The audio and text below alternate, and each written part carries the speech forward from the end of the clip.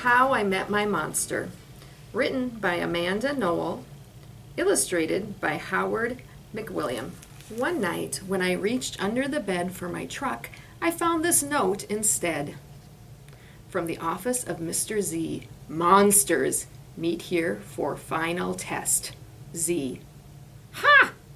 My parents were obviously trying to trick me into staying in bed. I didn't believe in monsters. So I crumpled the paper, grabbed my truck, and zipped over to my garage. I heard some creaking and rumbling, but I wasn't scared. Our house always made noises at night. But then a voice under the bed scolded, "Stop that stomach rumbling! That child will hear you." Voices? Stomach rumbling? If this was part of my parents' trick, it was pretty cool. I peered into the inky blackness. 5 pairs of eyes blinked back. "See? Now he knows we're here," the voice sighed. "One of you has broken monster rule number 1. Maintain the element of surprise." This is no trick, I thought. There are monsters under my bed. A long-necked yellow monster slid out, followed by 4 little monsters. "Rule number 2, the yellow one instructed, never block the bed. All of you, scoot over." Hey, I realized, that one must be their teacher. I sat up straight, mesmerized by the monster parade shuffling across my bedroom. "That's better," the teacher monster said. "Access to the bed is clear. Now who knows rule number 3? The purple monster teetered on his tiptoes and gurgled. "Get the child into bed." "That's correct, Guineas. And how would you do that?" "Well, Mr. Z, I would roar my scariest roar." "All right, give it a go." Guineas took a deep breath, opened his mouth. "Stomach rumbling would have a better chance of getting me into bed than that funny little noise," I laughed. "The child is right," said Mr. Z, shaking his head. "That was not sufficiently scary. Guineas, I'm sorry. You're not the best monster for this child." There was some creaking as Guineas slunk behind the bed. Before I could investigate where Guineas had gone, Mr. Z asked, "Now, who wants to try to get the child into bed?" The orange monster looked at the ceiling, and the red monster looked at the floor. Only the green one looked at me. First, he stared at my toes and started drooling. Then he took a step toward me, and I heard that rumbling noise again. I sprang into bed so he couldn't get my feet. Mr. Z blinked. "Very unconventional, Gabe. Your stomach gurgles seem to be what this child needs." What I needed was to make sure this little Gabe monster didn't eat my toes. "Right, you 3. The child is now in bed," said Mr. Z. "As every monster knows, the ultimate objective is rule number 4. Who can tell me what that is?" The orange monster bounced and squeaked. "Keep the child in bed until it falls asleep." "Correct, Morgan. And how would you accomplish that?" Shadow puppets," she squeaked again. Gabe whistled through his nose, and I snickered, but Mr. Z said, "Interesting idea. Try it." Morgan hopped onto my night table and flailed her arms near my lamp. Silly shadows blobbed onto the wall, and a cloud of fluffy fur tickled my nose. Choo! "Morgan, stop at once," Mr. Z ordered. "You're supposed to scare him, not make him sneeze." "I'm sorry, but you're not a match either." Morgan's arms flopped to her sides, and she scuttled under my bed. There was some more creaking, and Morgan was gone. After all that sneezing, I really needed a tissue. Suddenly, a huge shadow of uncut claws loomed across my room. Awesome, I thought, and kind of scary. I froze in place. "Powerful performance, Gabe," said Mr. Z. "But do either of you see a problem?" "Oh, I know," chirped the red monster. "The child is out of bed again." "Correct, Abigail," Mr. Z continued, "and one of you must get him back in." Let's revisit rule number 1. Maintain the element of surprise. All at once, poof! The monsters vanished. Then I heard more rumbling. Were they hiding in my closet, making noises to scare me? No, it was only my stomach grumbling. All this excitement was making me hungry. I tiptoed past the closet and peeked out the door. So far, so good, no monsters. Then I stepped over the squeaky stair and sneaked down to the kitchen. As I reached into the pantry, I heard some chattering behind me. I sure hope it wasn't that toe-loving Gabe. I yanked open the fridge. Ha! It wasn't Gabe. It was just the red monster shivering on the shelf. Found you, I laughed. Nice try, Abigail, said Mr. Z, but this isn't working. You're not the right monster for this child. But Mr. Z, she whined, it's not my fault he's not scared of me. I'm sorry, Abigail. Let's go. Abigail clumped behind Mr. Z. When I heard the creaking, I knew she was gone. I grabbed some crackers and headed upstairs, wondering if Gabe was gone too. I munched all the way down the hall, then went into the bathroom to brush my teeth again. When I opened the door a minute later, Gabe was definitely not gone.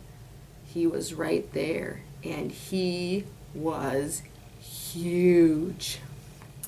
I charged into my room and slammed the door. When I leaped into my bed, I knew my toes were safe. Whew. I was surprised to hear breathing under my bed. Ragged breathing and stomach rumbling. Hey kid, Gabe growled. Good to see ya. I pulled my covers up tight. Now if you don't mind, I'd like to start the evening with an ominous puddle of drool. I peeked over the edge of the bed. Green ooze spread soundlessly from underneath. Then the bed quivered as Gabe unfurled his spiked tail. Well, this looks quite promising, Mr. Z noted. When I heard some more creaking, I knew Mr. Z was gone. I was alone with Gabe. Gabe loomed over my bed and began sharpening his uncut claws on my bedpost. How do you get so big? I gasped. Rule number 5, my friend, he explained. People food makes monsters grow. So thanks for the crackers. Got any toes I can munch? I scrunched in my feet so Gabe couldn't get them. This was way better than playing with trucks. No toes tonight, but you can have this, I offered, tossing a stuffed monster off the bed. Gabe dove for it. His soft, comforting snorts filled the room as he snuffled the toy. I shivered. Kid, I think this is the beginning of a beautiful friendship. No other monster can scare me like you, I giggled. Gabe was the monster for me. His snorts and ooze were perfect. I yawned, then shivered again. I was asleep in no time. How to Catch a Monster. Written by Adam Wallace and Andy Epperton. School is done. I'm heading home. It was such an awesome day. I got the role of Ninja Master in this year's school play.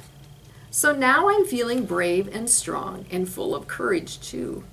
But if I'm going to be a hero, then there's one thing left to do. See, there's a monster in my closet with claws and teeth and hair, and tonight I'm going to scare him. He lives just right through there. I spot my monster right away. He's practicing his roar. He almost scares me half to death, but I won't be scared anymore. I reach into my bag of tricks and pull out my first trap.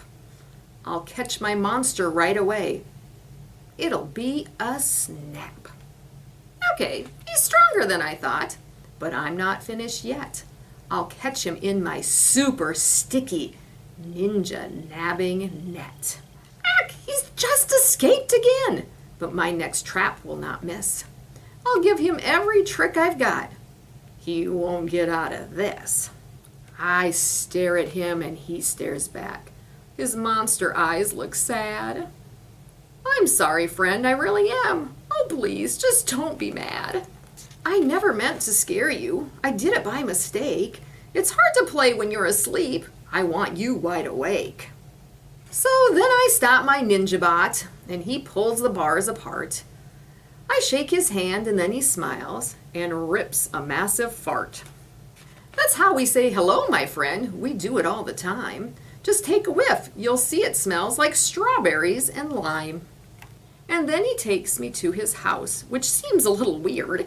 He lets me meet his mom and dad. Is this the creature that I fear? We play for hours and have such fun and eat volcano pie. And when he throws me in the air, he throws me really high. Then at last it's time for bed. He helps me brush my teeth, but he squeezes all my toothpaste out. The night is done and Mom comes in to tuck me nice and tight. I'm glad I'm feeling safe and sound. It's time to say goodnight. Good night. Creepy Monsters, Sleepy Monsters, a Lullaby by Jane Yolen, illustrated by Kelly Murphy. Monsters creep. Monsters crawl. Over the meadow and up the wall. Monsters run. Monsters stumble. Monsters hip hop. Monsters tumble. Monsters slither. Monsters wave.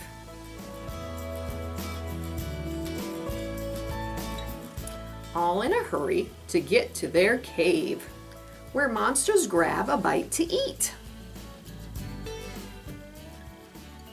Then into the tub to wash their feet. Then monster prayers, and into bed. But they toss and turn and bounce instead. Growl. Gurgle.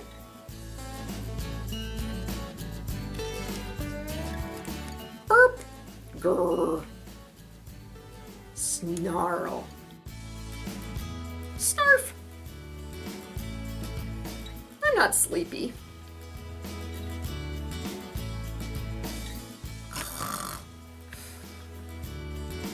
Hi there! See, this week for our monster stories, we're also making monster bookmarks. If you'd like to do this craft, stop down to the library, tell us what color template you would like, and then what you're going to need to do is take the triangle piece here, fold it over, put some glue on it, fold this one over. I added eyes and teeth to mine and some polka dots. You can add whatever you'd like. Hope to see ya. Bye-bye.